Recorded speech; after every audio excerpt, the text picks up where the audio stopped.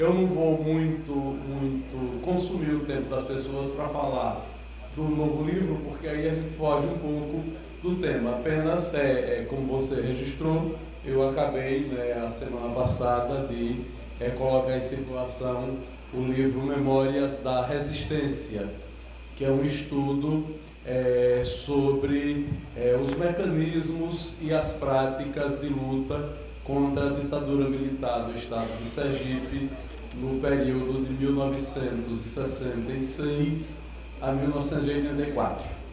Mas o que a gente veio hoje aqui conversar foi sobre a Base Nacional Comum e a formação docente. E eu queria começar, você me ajuda aí passando?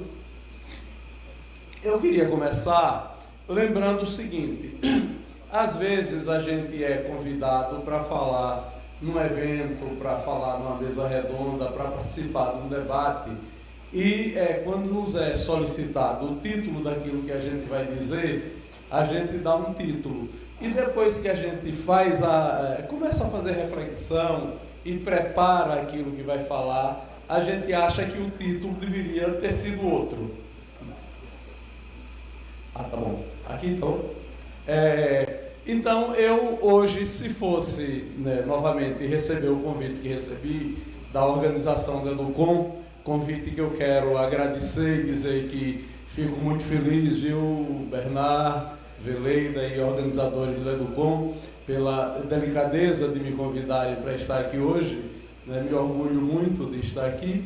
Eu teria dado outro título. Eu teria dado um título que talvez fosse um pouco mais ousado e certamente me criaria uma quantidade grande de problemas.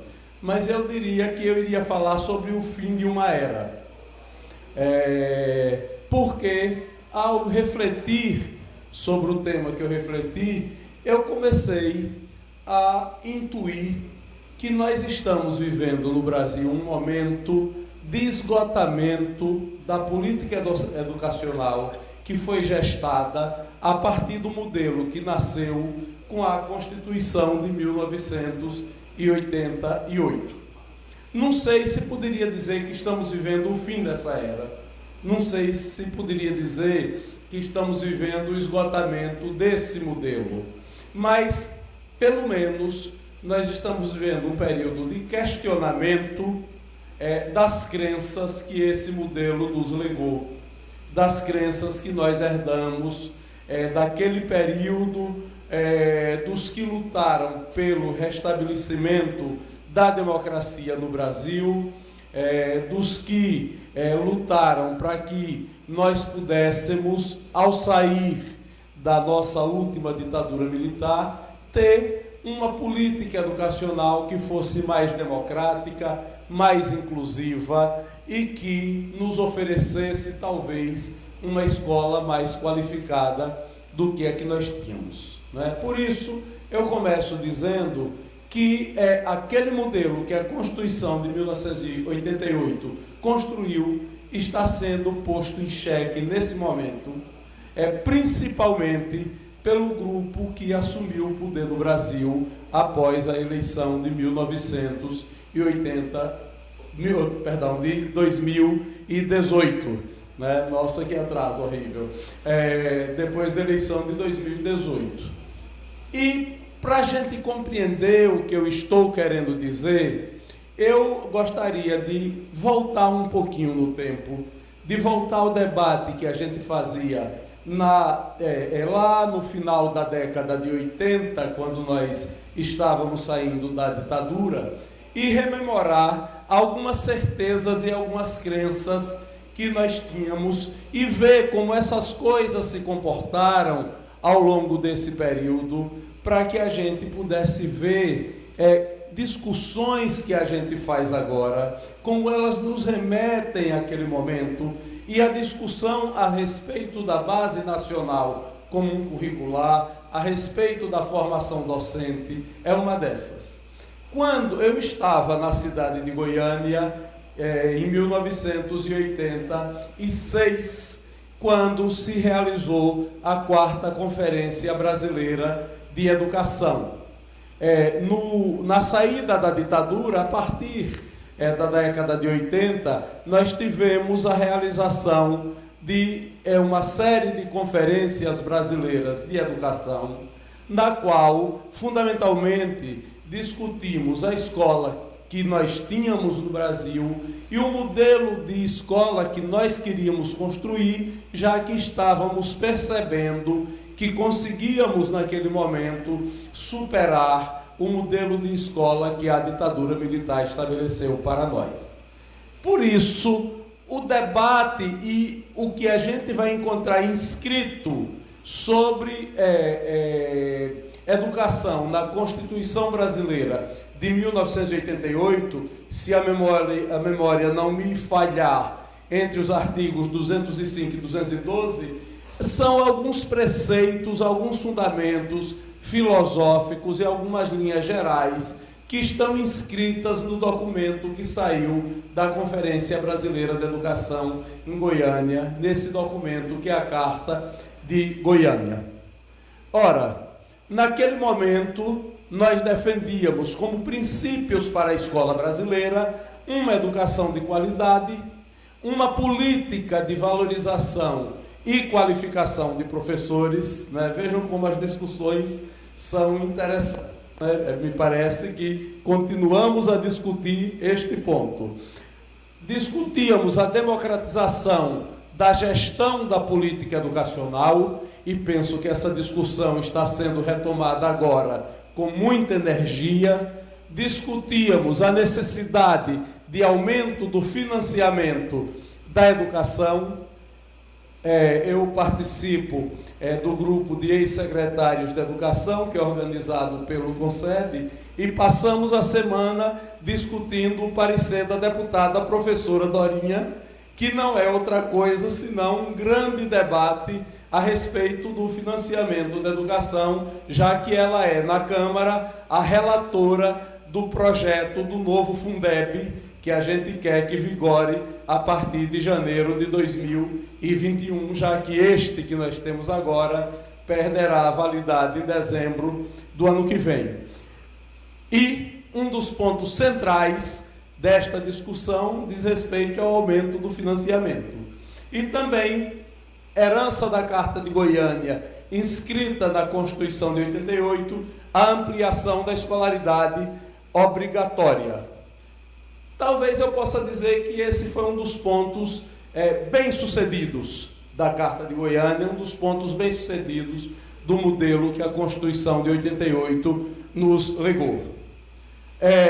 A partir daí, nós vimos que o Brasil produziu uma série de reformas na sua política educacional, desenhadas através de documentos legais, de leis que foram aprovadas no Parlamento, desenhada através de acordos internacionais que o Estado brasileiro celebrou e de protocolos que foram estabelecidos de política educacional e de gestão da educação brasileira. O documento basilar que a Constituição de 1988 legou para o Brasil contemporâneo é a Lei de Diretrizes e Bases da Educação Nacional, aprovada em 1996, vigorou a partir de 1996, mas que até chegar aí, ela percorreu uma estrada e um conjunto de debates muito difíceis em toda a sociedade brasileira e no Congresso Nacional.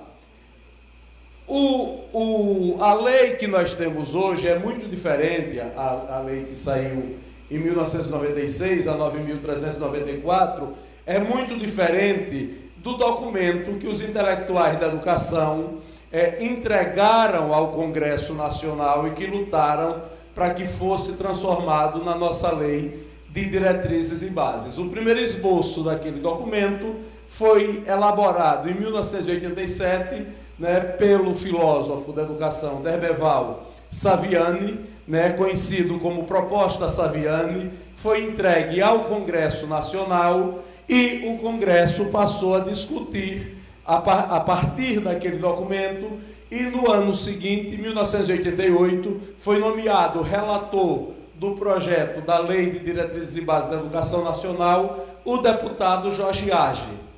Jorge Age fez algumas concessões aos diversos grupos que atuavam no Congresso, mas fundamentalmente manteve os princípios gerais da proposta concebida por Saviani como resultado dos debates nacionais que se realizavam. Todos nós fomos surpreendidos em 1995, durante o governo do presidente Fernando Henrique Cardoso, com um documento que o então senador Darcy Ribeiro apresentou, que ficou conhecido como substitutivo Darcy Ribeiro, que foi um documento pactuado entre o senador Darcy Ribeiro e alguns pares dele no Senado Federal, alguns grupos de deputados federais na Câmara, o ministro Paulo Renato Costa Souza e o presidente Fernando Henrique Cardoso. Esse substitutivo Darcy Ribeiro é o que efetivamente foi aprovado com pequenas alterações e veio a se transformar na Lei de Diretrizes e Bases da Educação Nacional em 1996. O substitutivo Darcy Ribeiro é ruim? Não, não é. Mas o documento da proposta Saviani, sob alguns pontos de vista, sob a ótica de vários intelectuais da educação que participaram desse debate, era um documento que refletia melhor as demandas e o espírito da sociedade brasileira e dos intelectuais da educação brasileira naquele momento. Nós temos que trabalhar com os elementos de realidade das relações políticas postas no país. E o que a realidade e as relações postas naquele momento nos permitiu foi o substitutivo Darcy Ribeiro. É um avanço, mas não é o que se desejava naquele período. É muito bom que tenha sido aprovado o substitutivo Darcy Ribeiro. E antes que alguém me questione por isso, não estou querendo aqui dizer nem que Darcy, nem que o presidente Fernando Henrique, nem que o ministro Paulo Renato eram pessoas descomprometidas com a política educacional brasileira, com a melhor qualificação da educação brasileira. Sob nenhuma hipótese. O que estava em jogo eram diferentes projetos, eram diferentes visões de política educacional e o modelo que venceu é esse que se transformou na Lei 9.394. A partir disso daí, nós vimos acontecer uma série de coisas na educação brasileira. E temos que ter clareza de algo. Toda a política educacional que o Brasil desenvolveu a partir da década de 90 é uma política que nasce no debate interno, mas que é matizada por padrões internacionais, por regras que, de relações internacionais do mercado, do qual o Brasil participa, e que também tem interesses que se expressam pelo caminho da política educacional. Ou seja, todas as decisões de governo tomadas a partir da Constituição de 1988 são decisões que nascem do debate interno dos intelectuais da educação brasileira, mas que consideram padrões mínimos de funcionamento da política internacional da educação, aos quais o Brasil se subordina, já que é um Estado que participa do concerto internacional das nações e que teve que fazer concessões em alguns pontos e que também manter suas posições em outros. Para a gente ter ideia, o que é que se decidiu de mais importante naquele período? Primeiro, o Brasil foi partícipe signatário do documento que saiu da Conferência de Jotien, realizada na Tailândia, que foi um evento importante do ponto de vista internacional para marcar determinados elementos, determinados conceitos, determinados princípios que passaram a definir a educação dos principais países do mundo a partir daí. principalmente naquele grupo que era na Conferência de Jotien, chamado Grupo dos Países em Desenvolvimento. O Brasil era um caso, ao lado da Índia, ao lado da África do Sul e de outras nações que participaram desse processo. Né? Questões como a quantidade de anos de escolarização mínima obrigatória, mecanismos de financiamento, obrigatoriedade da educação básica para todos, né? Educação para todos, tudo isso estava em debate na Conferência de Jotien. O Brasil assumiu compromissos, procurou cumprir, conseguiu cumprir alguns, outros não. O Plano Decenal de Educação para Todos, de 1993, que o Brasil adota e que é decorrente da Conferência de Jotien, é um plano estabelecido durante o governo do senhor Itamar Franco, né, em que faz o Brasil avançar bastante. Um documento que foi publicado pelo Banco Mundial em 1995, Prioridades e Estratégias para a Educação, né, é um documento que tratou da questão das políticas educacionais dos países em desenvolvimento e que articulou o financiamento das políticas sociais para esses países, os padrões de financiamento internacional, a partir da obediência a certos princípios que vão desde a obrigatoriedade da escolarização em uma quantidade mínima de anos, até padrões mínimos de qualidade de funcionamento da escola que é oferecida em cada sociedade. E, por fim, eu queria destacar o relatório Delors, né, que é um relatório bem conhecido, da Educação para o Século XXI, publicado pela Unesco em 1996. Estou fazendo essa rememoração para dizer que algumas coisas que hoje nós vemos com naturalidade na política educacional brasileira são coisas que decorrem de todo esse processo, dos debates e embates que a gente viveu por aí. A Lei de Diretrizes e Bases, ao entrar em vigor em 1996, ela definiu que o Brasil adotaria um conjunto de providências ao longo da década que o Brasil foi adotando e assumindo pouco a pouco. Primeiro, o Fundo de Manutenção e Desenvolvimento da Educação Básica e Valorização dos Profissionais da Educação. Ele nasceu inicialmente com o título de Fundef, Fundo de Desenvolvimento do Ensino Fundamental, né? E aí é o ponto do compromisso que o Brasil assumiu para financiamento da sua educação básica.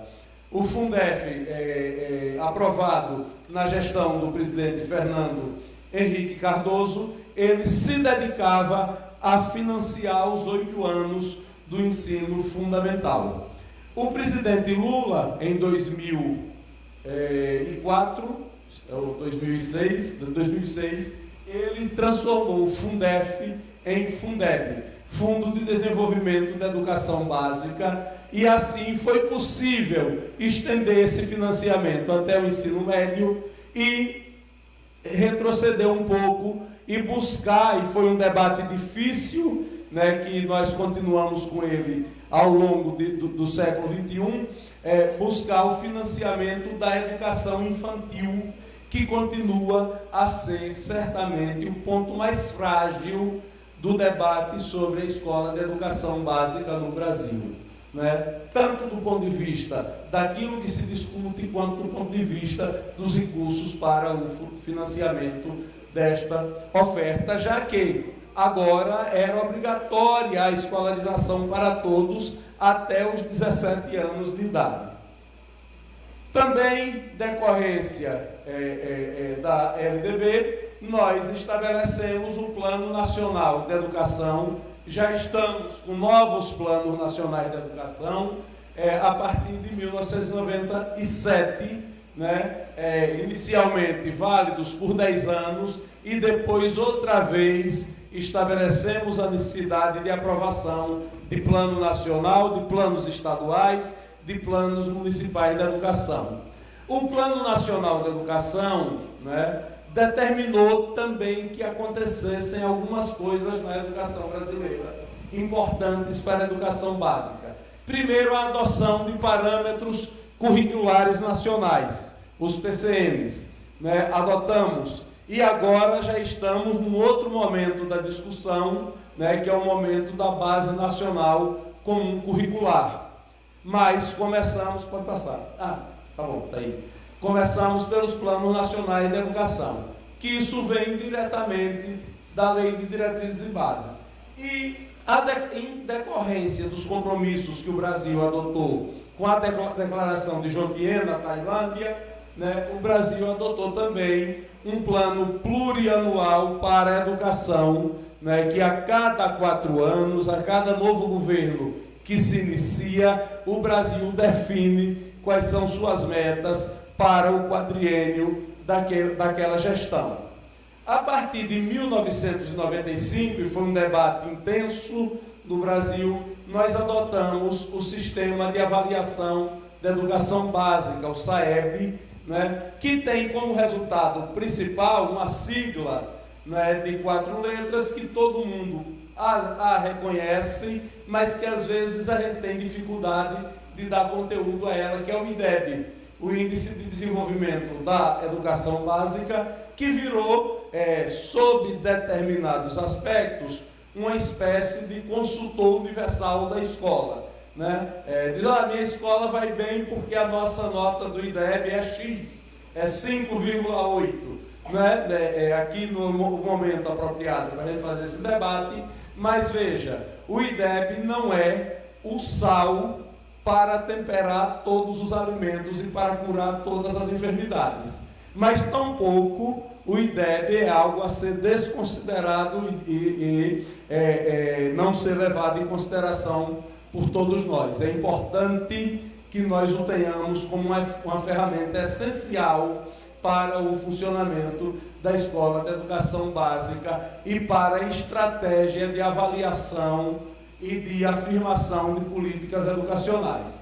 O SAEB, o sistema, né, que resulta nessa sigla que eu comentei agora, ele tem 2 partes: a avaliação nacional da educação básica e a avaliação nacional do rendimento escolar, ou seja, ele nos dá tanto uma avaliação de que tipo de serviço cada escola está entregando à sociedade, como que tipo de conteúdo e quais são os conteúdos, principalmente na língua nacional e em matemática, que os nossos estudantes estão aprendendo na escola.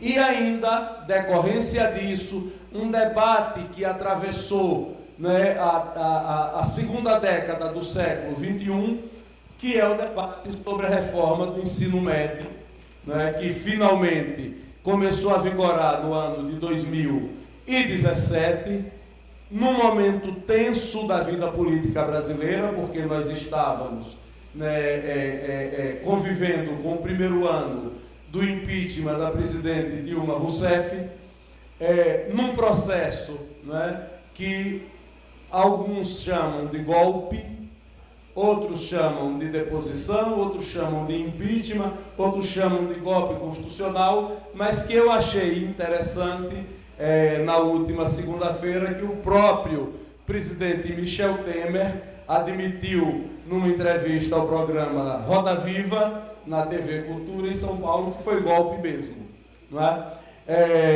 Mas o fato é que a reforma do ensino médio, ela terminou sendo muito mal recebida, porque ela começou a vigorar naquele momento e de um modo pouco feliz, uma decisão de governo pouco feliz, através do estabelecimento de uma medida provisória. Mas esse era um debate que já vinha se arrastando há muito tempo no Congresso Nacional, e mais do que isso, esse é um debate que passou por todos os governos que se estabeleceram no Brasil após a Constituição de 1988. É uma discussão que começou lá no governo Sarney, né? Atravessou a era Collor, atravessou a era Itamar, a era Fernando Henrique, que está presente em quase todos os discursos do presidente Lula sobre educação, e que foi bandeira de campanha da presidente Dilma Rousseff. Ou seja, independente da posição que o governo defendia, a reforma do ensino médio era uma defesa que era feita. Foram feitas consultas aos profissionais da educação, às escolas, a diversos grupos de formadores de opinião da sociedade, mas eu penso que na reta final o governo do presidente Michel Temer foi pouco feliz no modo como ele escolheu, o caminho que ele escolheu, né, certamente por ter pressa, para estabelecer a reforma do ensino médio. E nesse mesmo bojo, nesse mesmo processo, por esse mesmo caminho, a Base Nacional Comum Curricular, que também começa a vigorar em 2017. Começa com debates amplos no processo de preparação, depois, pela conjuntura política, o debate se estreita bastante, mas me parece que depois que ela vigora, ela teve um caminho mais feliz do que a reforma do ensino médio, porque ela foi retomada e começou a incorporar muitos grupos de debate nos estados e nos municípios, e eu penso que ela ainda pode encontrar caminhos extremamente mais lúcidos e mais felizes do que outras decisões de política educacional que foram tomadas nesse período. O que eu queria dizer, o que eu queria comentar e o que eu falei aqui, que no meu entendimento nós estamos vivendo o fim de uma era, é o que aconteceu com todos esses processos e com todas essas reformas depois da eleição do ano passado no Brasil. Nós sabemos, né, foi muito claro o discurso do grupo que ganhou a eleição, o discurso dos vencedores. Eles criticaram com toda clareza, né, o esgotamento do modelo de Estado que a Constituição de 1988 estabeleceu. O discurso de campanha do presidente Jair Bolsonaro foi um modelo que não escondeu de ninguém que ele não concordava com os resultados de condução de política econômica que nasceram com a Constituição de 88, que ele não concordava com o modelo previdenciário e o modelo de política social que a Constituição de 1988 nos legou, que não concordava com o modelo de política educacional que estava estabelecido no país, e me parece que a maioria da população brasileira concordou com ele, né? Eu sou do grupo daqueles que não concordaram, mas se a gente ainda tiver alguma crença de que tipo seja na democracia representativa, né, na democracia que vai às urnas, eu não posso negar que ele foi eleito pela vontade da maioria do povo brasileiro. É fato. Veja uma coisa, né, não concordo com nenhuma das políticas que ele está conduzindo, mas isso é fato. E ao assumir, né, e se eu olhar apenas para a política educacional, e é o que eu quero olhar, ele começa a praticar uma política que é uma política de estreitamento das decisões de política educacional no Brasil.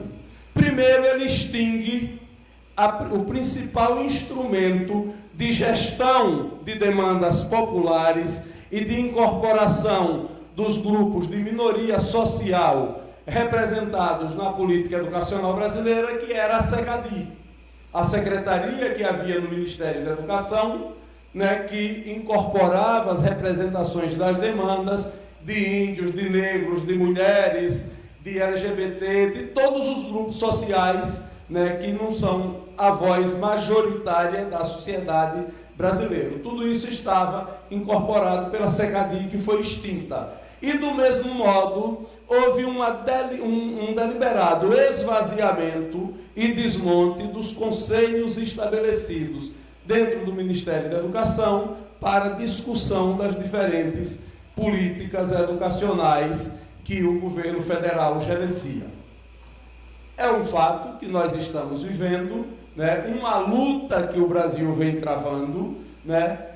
As universidades vivem essa luta com intensidade muito grande, mas isso foi o que resultou das eleições brasileiras de 2018. E Ao assumir, o presidente Jair Bolsonaro também abandonou, talvez, o último brilhante que restava da mineração daquele modelo que foi desenhado a partir da Constituição de 1988, que estava no Conselho Nacional de Educação, tendo um longo debate se iniciando, que foi a Base Nacional de Formação Docente. A Base Nacional de Formação Docente, que havia sido debatida paralelamente à Base Nacional Comum Curricular, havia sido encaminhada ao Conselho Nacional de Educação em dezembro de 2018. Eu insisto em viver no século XX, né? Não sei que saudosismo é esse. Não é? Então, pois bem, o Ministério da Educação pede o documento de volta da Base Nacional de Formação Docente, o documento retorna ao MEC e nós não sabemos nesse momento o que é que pensa o governo federal para a formação inicial, nem para a formação continuada desse contingente que nós temos de 2.200.000 docentes em atividade no Brasil, nem o que vai ser posto para substituir o modelo, já que o governo afirma com clareza que não concorda com o processo de formação e de discussão que nós temos hoje na educação brasileira estabelecido. Só para rememorar um pouco, né, esse documento que o governo federal, o governo Bolsonaro, pediu de volta e está no MEC, né, é um documento, né, que ele critica a formação docente brasileira, a formação dos cursos de licenciatura brasileiros, considera que esta é uma formação exclusivamente teórica, que o docente brasileiro não aprende a ser professor durante o seu curso de licenciatura, porque nós estamos distanciados e estamos, inclusive, em alguns casos, em alguns cursos de licenciatura, mais preocupados em formar bacharéis do que em formar licenciados, em muitas áreas, e desse ponto de vista eu devo dizer que tenho simpatias por esse tipo de tese, de que nossos cursos de licenciatura são cursos que têm pouco impacto na formação de licenciados. Fico à vontade para afirmar isso, porque durante 28 anos aqui na Universidade Federal de Sergipe, eu atuei em cursos de licenciatura a partir da minha posição de docente do Departamento de História, né, antes de me transformar há 2 anos atrás num velhinho que se aposentou. A outra crítica que o documento que o MEC pediu de volta faz é que essa formação dos nossos cursos de licenciatura é uma formação distanciada da prática docente.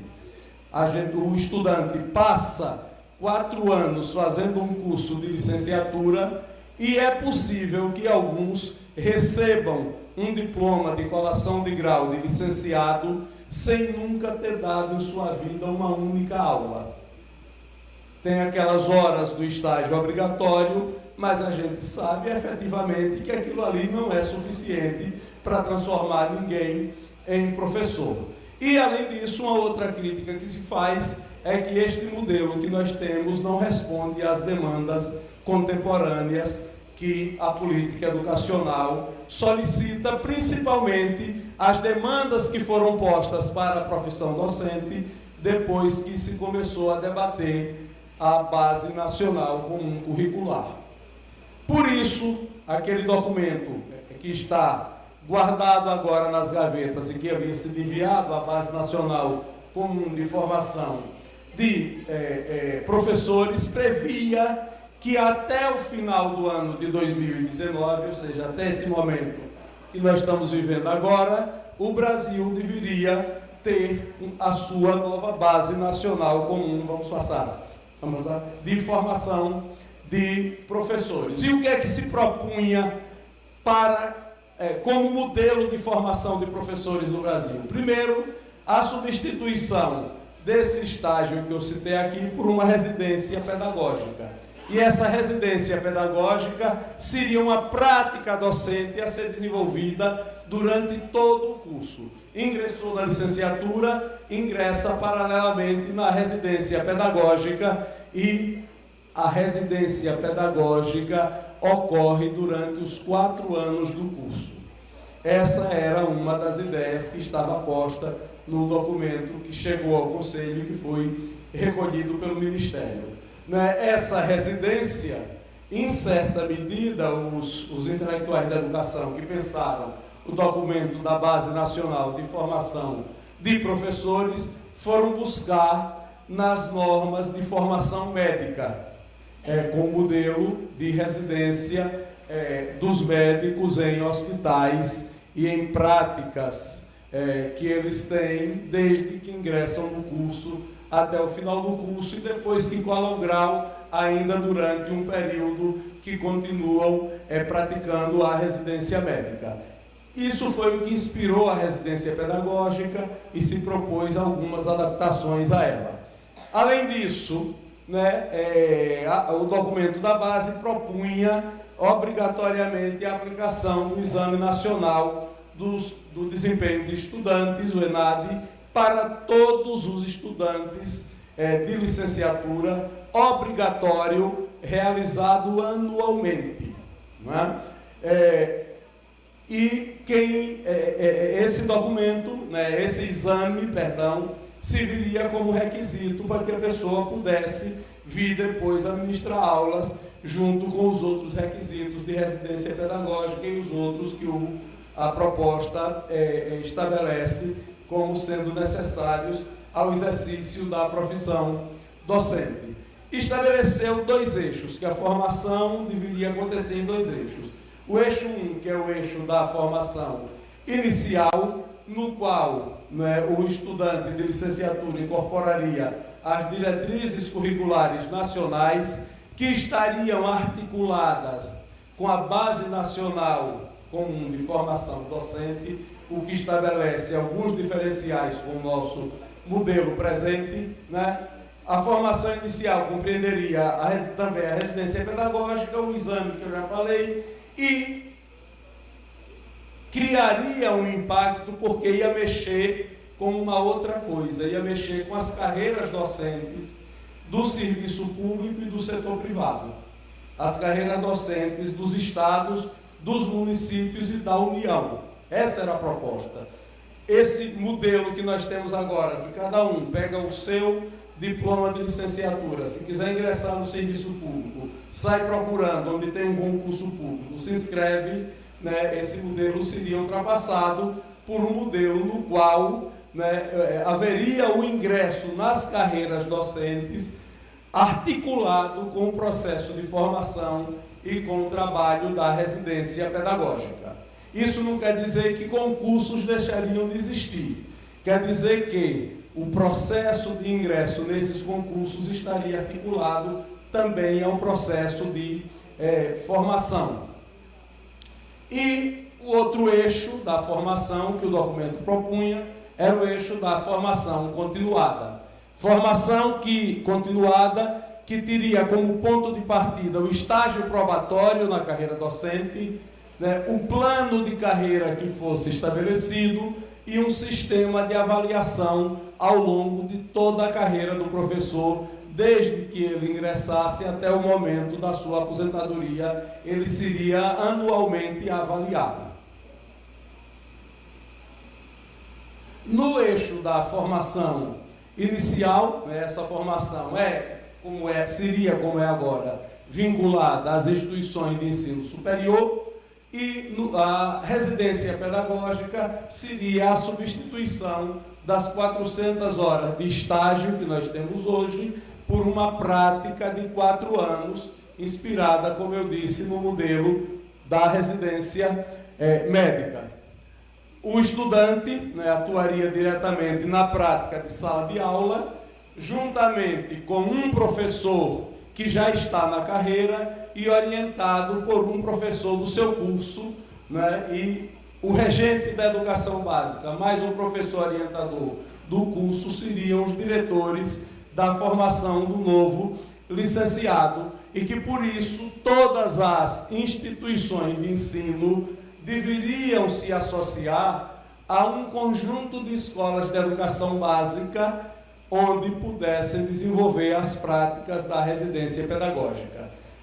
Todas as escolas de educação básica no Brasil passariam a ter, junto com o docente titular da escola, assistentes que seriam estudantes de licenciatura das instituições articuladas com essas escolas.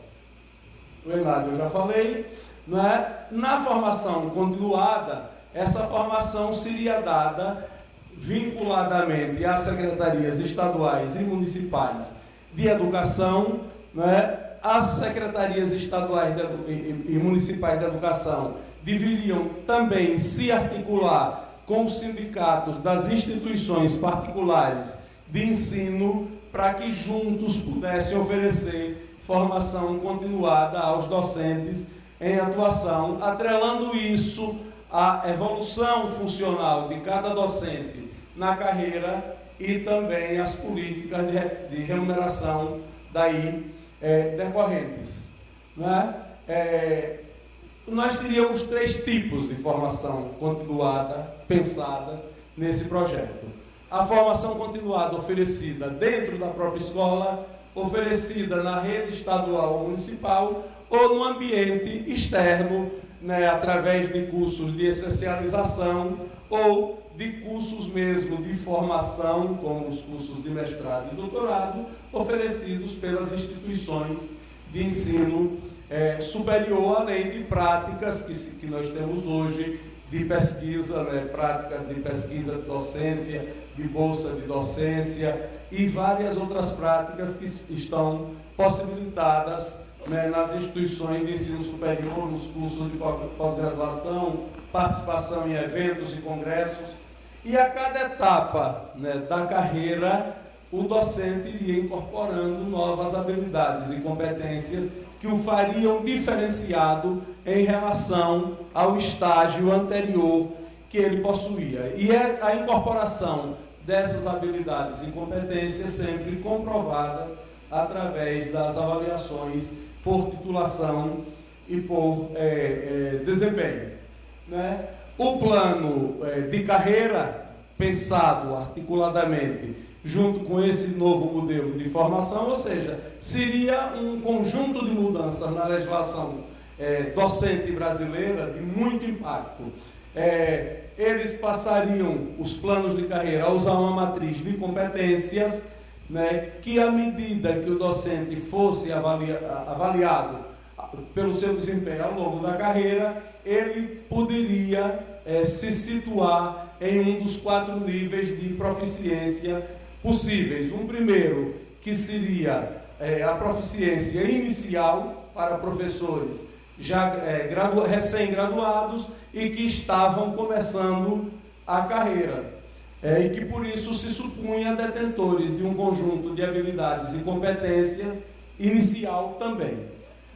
O grupo dos probatórios, né, que são professores que já estão na carreira, mas não estão mais iniciando a carreira e que já possuem mais competências e habilidades que aqueles que acabaram de sair da graduação. Os altamente eficientes, né, que se atingiria mais ou menos lá pela metade da carreira, né, estariam já avançados na carreira, portanto, detentores de competências e habilidades muito mais complexas. E, por último, os professores líderes, que seriam aqueles que já estão nos últimos anos da carreira e próximos a se retirar com a aposentadoria que os alunos aprendem. Né? E aí o documento vai explicitando como isso ocorre, né? A gente não vai aprofundar por esse caminho.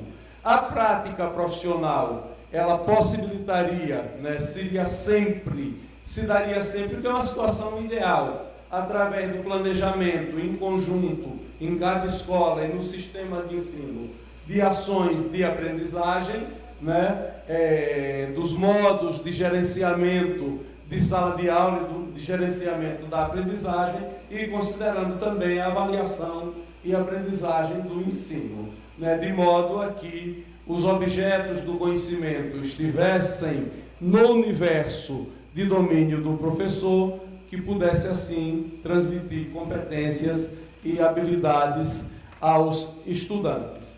Há uma crença, né, que a gente percebe no documento inteiro, que isso possibilitaria um maior engajamento profissional e, claro, estabeleceria diferenciações na carreira entre os que são mais hábeis e os que são menos hábeis. Consideremos que a essa proposta subjaz a compreensão de determinados setores de mercado, que vê a educação como produto de mercado, de que aqueles que são mais hábeis devem ter remuneração melhor, né, do que aqueles que são menos hábeis, partindo da crença de que todos são capazes de aprender. Eu trouxe um organograma desse modelo, né, com a formação inicial, a formação continuada e os elementos de cada um, né, desses critérios de formação,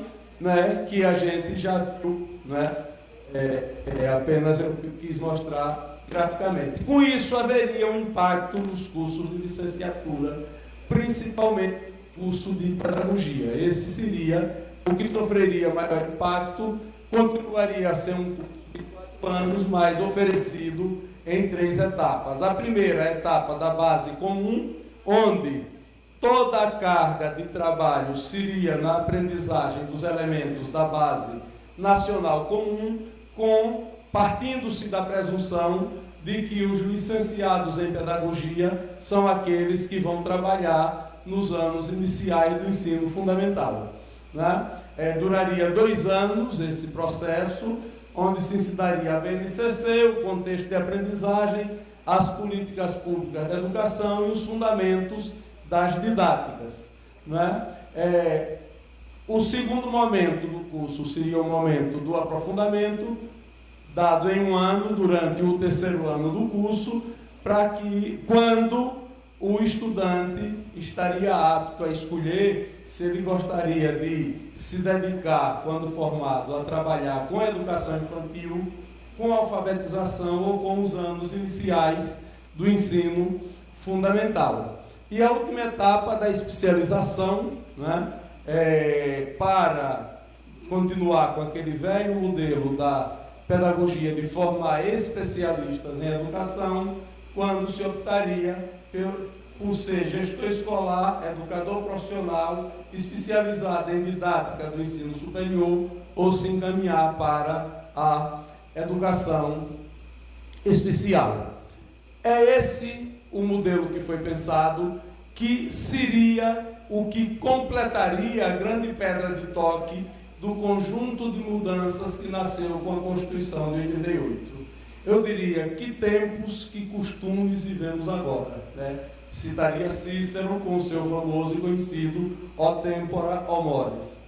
E diria, nós saímos de uma agenda que criticamos durante 2 décadas, que foi a agenda que a Constituição de 1988 estabeleceu, para viver um tempo presente no qual a agenda da educação brasileira, para minha tristeza, está reduzida a apenas 2 elementos. Uma cruzada de saneamento moral quase medieval e um combate às ideias de uma pedagogia que tem origem nas reflexões de uma filosofia à esquerda. Inicialmente era essa a provocação que eu queria fazer e me abrir ao debate, se vocês acharem que vale a pena discutir. Muito obrigado.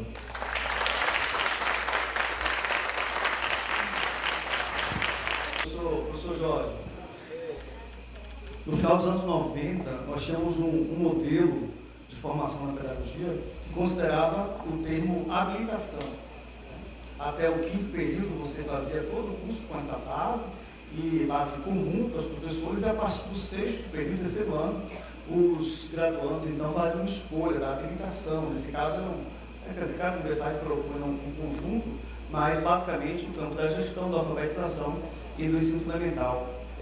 Nesse momento, o que estamos vivendo não é um aperfeiçoamento do modelo que ainda tem, por sua complexidade, algumas limitações, mas ainda o que vemos agora é uma regressão a um modelo de quase 20 anos de aperfeiçoamento, que vinha sendo aperfeiçoado. Agora, aí eu faço uma questão. Por essa proposta, esse modelo que sugere uma regressão também se estende a outras licenciaturas ou pedagogia é o curso da vez para pensar esse retorno? Boa tarde, professor Jorge. Meu nome é Carla, eu sou professora, coordenadora do curso de Pedagogia da Univale, uma universidade comunitária em Governador Valadares, Minas Gerais. Nós temos vivenciado um cenário de expansão e supervalorização da educação à distância como proposta de democratização da educação e acesso ao ensino superior.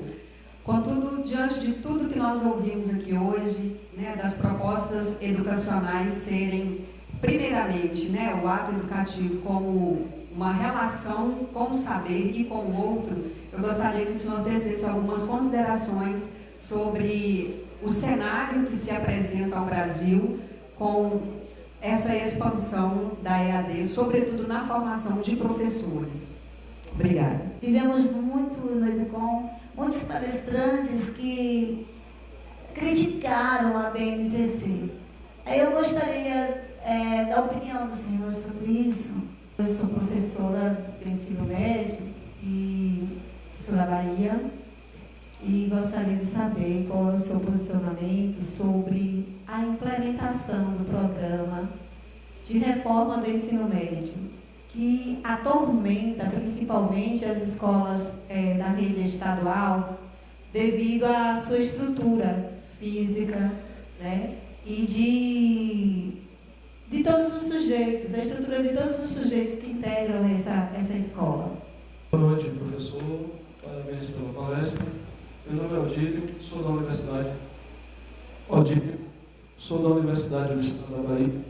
E a gente está passando por um processo de redimensionamento curricular de todos os cursos de licenciatura.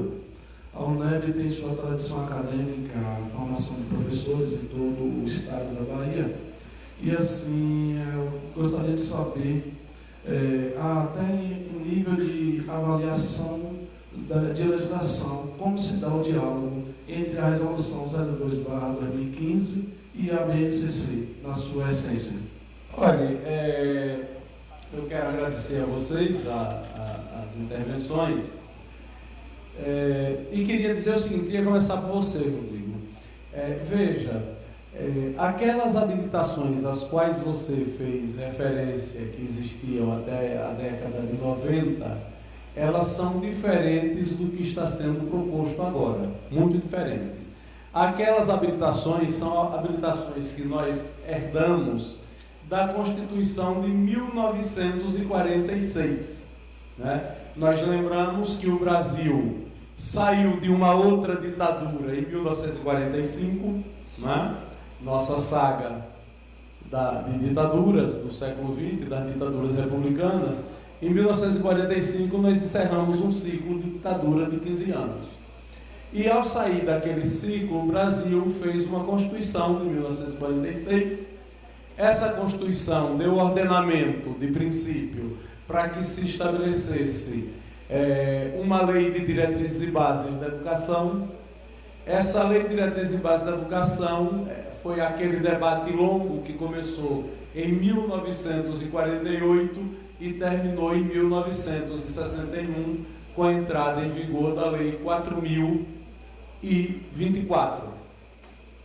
Naquele momento nós tínhamos uma situação no Brasil. Primeiro, mais da metade da população brasileira era rural.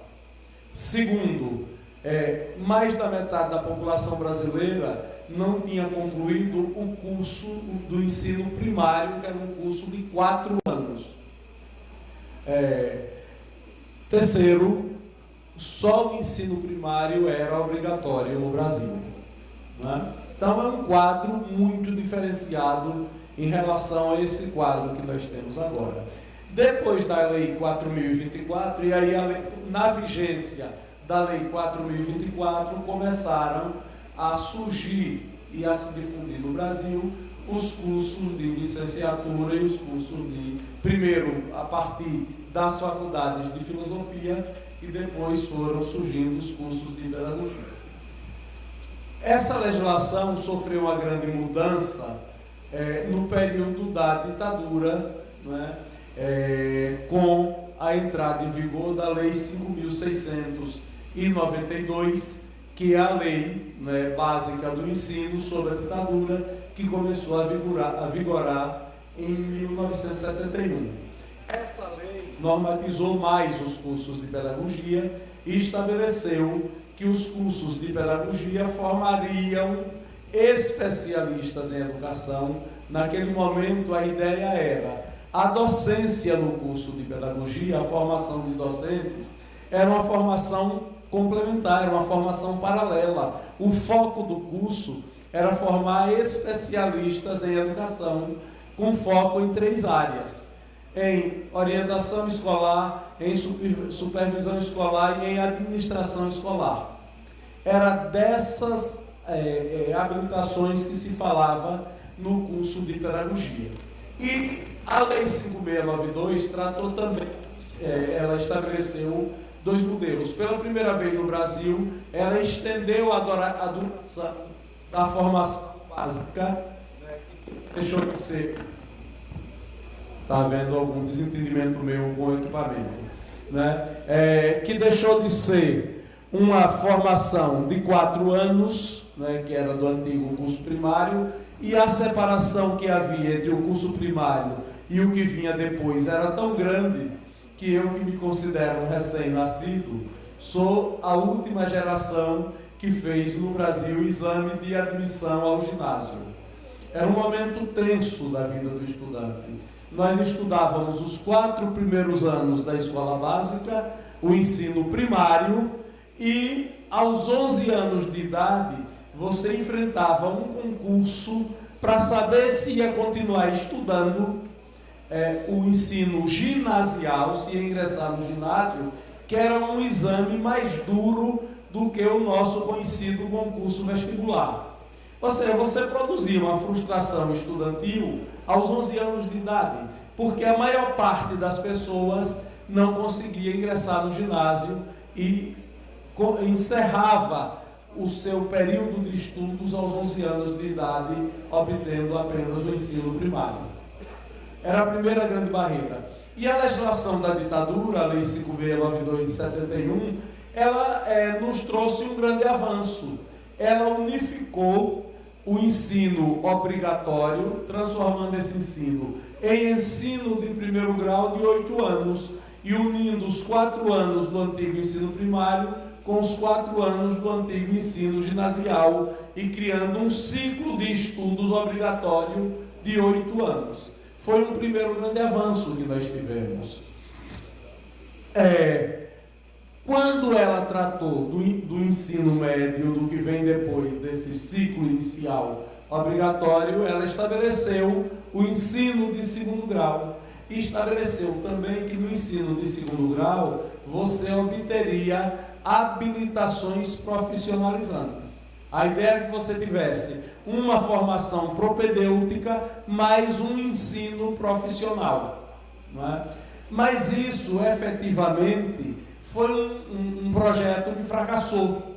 Fracassou porque foi difícil estabelecer essa nova cultura na escola brasileira. A escola brasileira vinha secularmente de uma tradição dualista, de uma tradição na qual, não é, as famílias mais ricas mandavam seus filhos para um curso científico e clássico para que eles pudessem cursar as faculdades e universidades, e os mais pobres, né, concluíam seus estudos no ginásio e iam ingressar no mercado de trabalho, não é?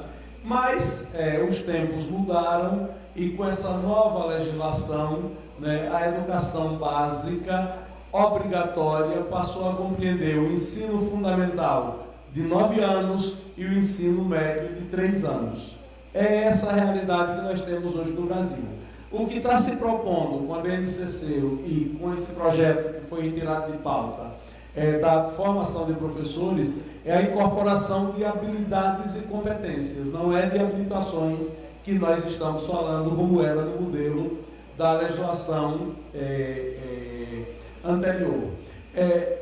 No que diz respeito à educação à distância, eu diria o seguinte: olha, a educação à distância é um fato social, educacional, que nenhum de nós tem como fugir dele. O ideal é que a formação básica seja presencial. O ideal é que a formação universitária seja presencial. Agora, o Brasil ele sofre uma série de interferências e inflexões que faz com que, por um lado, você tenha uma efetiva necessidade de educação à distância. Por outro lado, você tem abusos que têm sido praticados em nome da educação à distância. O que é que eu chamo de efetiva necessidade? Eu não vejo a educação à distância como sendo extremamente importante para um estado como Sergipe. No estado de Sergipe, nós temos o menor território de unidade da Federação Brasileira. O município mais distante da capital está a menos de 300 quilômetros por rodovia asfaltada. E, efetivamente, nós temos uma boa cobertura de escolas de educação básica e de ensino superior em todo o estado. Agora, nós temos alguns grupos que vivem em determinados povoados mais isolados que podem ser atendidos pela educação à distância. Todavia, nós temos assistido uma febre de educação à distância, não só em Sergipe, como no país inteiro, que faz com que, eu vi hoje a publicação da estatística, me parece que é do INEP, nós no ensino superior, pela primeira vez este ano, o número de matriculados à distância já supera o número de matriculados presenciais. Isso eu penso ser preocupante. Talvez seja bom que seja assim em toda a região amazônica, ou em algumas áreas do Brasil central. Mas, por exemplo, pode ser que em algumas áreas do Nordeste, no estado do Maranhão e em outras regiões, na Bahia, talvez em algumas regiões, seja uma necessidade efetiva. Mas em estados como Sergipe, como Alagoas, que são predominantemente urbanos, eu não vejo tanta necessidade de você ter essa voracidade de oferta em educação à distância. Mas esse é um fato com o qual nós temos que lidar, vamos continuar lidando e efetivamente é um fenômeno em expansão. Não é? Cadê a Veleida? Deu uma saída. Eu ia comentar. Está aqui. Veleida, veja, a BNCC, ela sofre críticas, ela é objeto de críticas, vai continuar sofrendo críticas. Eu acho que é bom esse conjunto de críticas que ela vem sofrendo. A BNCC, ela pode representar algo melhor do que a velha ideia que nós tínhamos dos parâmetros curriculares nacionais. Ela precisa cada vez mais ser uma construção coletiva. Ela é algo ainda em construção na política educacional brasileira. Nós não temos esse processo concluído, nós temos esse processo num processo inicial de construção. Efetivamente, a maior parte dos estados brasileiros sentaram a partir do final de 2017, ao longo do ano de 2018, com municípios, com sistemas estaduais e municipais, com sistemas de ensino particular, privado, para definir um currículo a ser adotado na escola de educação básica. Sergipe aprovou ano passado um currículo sergipano, assim como vários estados fizeram isto, não é? Mas isso aí ainda vai chegar à escola, isso aí ainda vai implicar em muitas horas de trabalho de formação docente, e à medida em que essas coisas forem acontecendo, nós vamos viver novas experiências e conhecer novas críticas que vão emergir do próprio processo. Eu vejo com naturalidade as críticas que têm sido feitas ao processo de construção da BNCC, acho bom que elas ocorram e espero que continuem a ocorrer, porque é um elemento saudável de aperfeiçoamento daquilo que a nossa escola oferece à sociedade. Veja, a reforma do ensino médio brasileiro, ela se depara com problemas gravíssimos. Penso, né, que há um problema que é do ensino médio e que é do ensino fundamental, e que no caso do ensino médio é de maior gravidade ainda. O Brasil já reduziu muito o seu contingente de matrícula nessa questão que eu vou assinalar, mas ainda é muito alto o número de matrículas no ensino noturno. Nem no modelo que nós temos agora, nem no modelo que está sendo proposto, o ensino noturno é efetivamente algo que possa dar uma boa formação, né? A minha experiência, né, de professor no ensino médio é muito antiga. Foi antes de eu ingressar aqui, né? Aqui eu estou aposentado há 2 anos e passei 28 trabalhando. Então tem 30 anos que eu tinha dado aula no ensino médio noturno. Minha mulher, minha esposa, ela dá aula no ensino médio noturno atualmente. Acabou de sair daqui para ir para a escola dar aula. O ensino médio noturno tem menos de 3 horas de aula por dia na prática. Eu pergunto a vocês, em sã consciência, é possível oferecer ensino médio nessas condições com mínimo de qualidade? Olha, nem no modelo que nós temos agora, nem no modelo que a reforma está propondo, nós vamos ter um ensino médio que efetivamente forme e ofereça as habilidades e competências que o ensino médio precisa oferecer. Não temos. Então, esse é um problema de partida. O que fazer com o ensino noturno? Ninguém sabe. Os que fizeram a reforma do ensino médio não sabem. Nós que estamos na escola de ensino médio não sabemos. Nós que estamos pensando a partir da condição de formadores e licenciaturas e de pesquisadores também não sabemos o que fazer com o ensino médio noturno. O ensino médio, de um modo geral, o Brasil é um país desigual. Vou dar um exemplo da cidade de Aracaju. A cidade de Aracaju tem escolas que são escolas de padrão de primeiro mundo, públicas e particulares. A cidade de Aracaju tem escolas que são escolas de extrema miserabilidade no que diz respeito à infraestrutura, a condições de funcionamento. A única coisa que nós temos igual é o quadro docente. Todavia, há outros requisitos de aprendizagem que não estão postos na escola. Agora, penso ser válido o esforço que o Brasil possa fazer para tentar mudar as características do ensino médio que nós oferecemos. Uma coisa, todos nós estamos convencidos no ponto de partida: o modelo que nós temos não é bom. Vamos juntos construir um outro modelo. Olha, eu não recordo de memória quem foi que me perguntou, a Dil, o que é que diz a resolução 02/2015.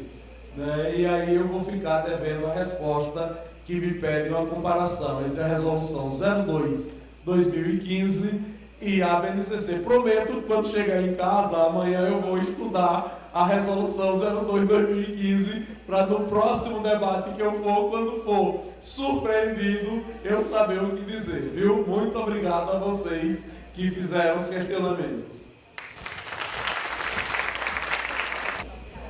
Olha, agradecer, né, a todos que estão aqui pela atenção, né, pelo modo como me ouviram, né, e a delicadeza de ouvir, e principalmente agradecer ao professor Chá, agradecer à professora Veleida, agradecer aos organizadores do EDUCOM esse convite gentil, né, que me honra muito ter sido convidado para falar num evento com a importância que tem. Bom, muito obrigado a vocês.